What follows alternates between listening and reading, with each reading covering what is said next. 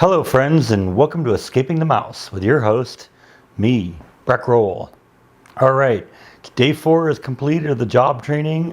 It's still on the job, kind of classroom kind of stuff training, and I gotta admit, it goes into a lot of detail and there's a lot involved in it, but I really am actually enjoying learning everything that I can about this new job.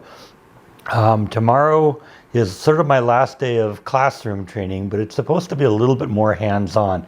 Not necessarily onto the manufacturing line, but kind of getting a little bit closer there and actually doing some stuff, not just kind of watching presentations on a PowerPoint board. So, it's going to still be some learning, and then I technically start the first day on the job actually being on the production line on Saturday. I wasn't sure as of this morning whether I would actually be going in and doing anything this week after the classroom training. Sometimes, when you do 5 days of work and then like Saturday would be normally your first day, they'll sometimes give you a little bit of time off before you start the real job.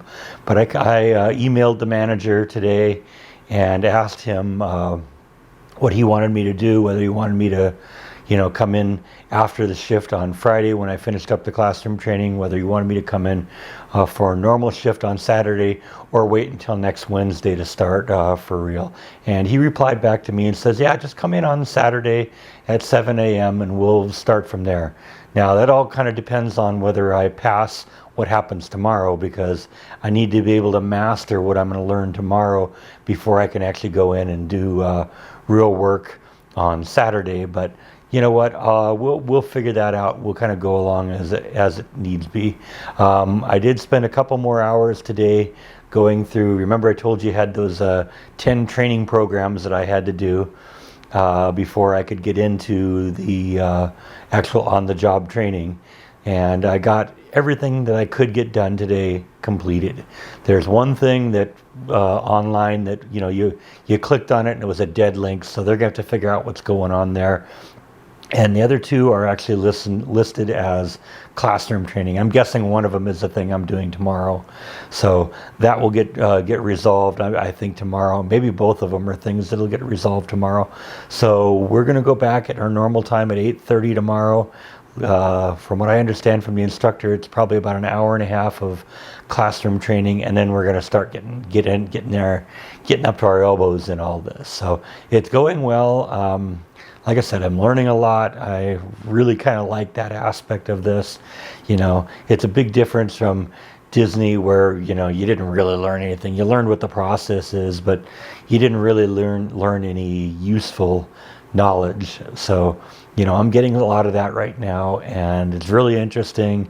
And honestly, it's a little weird now. Remember, I told you the first 2 days were orientation, where I was with 2 other brand new people, and then after the second day they actually went and started doing on-the-job training, and I had to go 3 more days of classroom training. Well, I've been joined up with 2 other employees. They're current employees who are transferring into other departments that have the need to learn similar things that I do. And it's kind of interesting being in those classes with these people who've been with the company for 6, 7, 8, 10 years. And getting in there and having the instructor ask questions, and just my experience from the past is, having me dominate the class and, dealing with most of this discussion, because he'll ask a question, it's like, oh yeah, the answer is this, or oh yeah, I remember this, and we talked about this a couple days ago, or I remember this from past manufacturing experience or something like that. So that's been really interesting. It's kind of fun to be to get into a class and do well with it. So that's like I said, that's something I'm really looking forward to with this job, is good opportunity to learn some stuff. Now, couple of questions. There have been a couple of things that have been coming up in the comments for the last couple of days over and over again that people are asking the same questions, and I think it might just be because it's Thursday evening right now, and the video that came up last night was the report on the first day on the job. And so a lot of people were wondering, hey, you haven't said yet whether you're going to your father's funeral or anything. Um, I am going to go to that. You just haven't seen the video. You got to remember the first day on the job was 22 hours after my father passed away. So, we just haven't caught up with that yet. I got to remember I'm a couple days ahead on videos. I'm shooting a video right now that you probably won't see until Saturday, I think. So, sometimes when you see comments and it's like, why hasn't he talked about this? A lot of time has passed by. It's because, I'm a couple days ahead of you on videos. I'm talking about things that are a couple days out.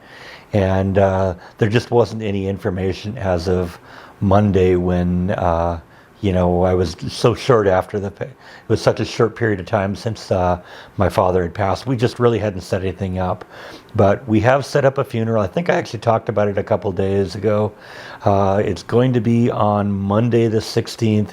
It's going to be just kind of a private family affair at the cemetery, and then we're going to have a couple hours later, there's going to be a memorial at my dad's church. And so that's kind of what the plans are. We got family coming in from all over the country to participate in this. So it is going to be a special event and all that. So I will be going to California in a week or week and a half. We kind of delayed it until that far out for a couple reasons. I think I mentioned this before too. The week that we chose to have it is my long weekend at work.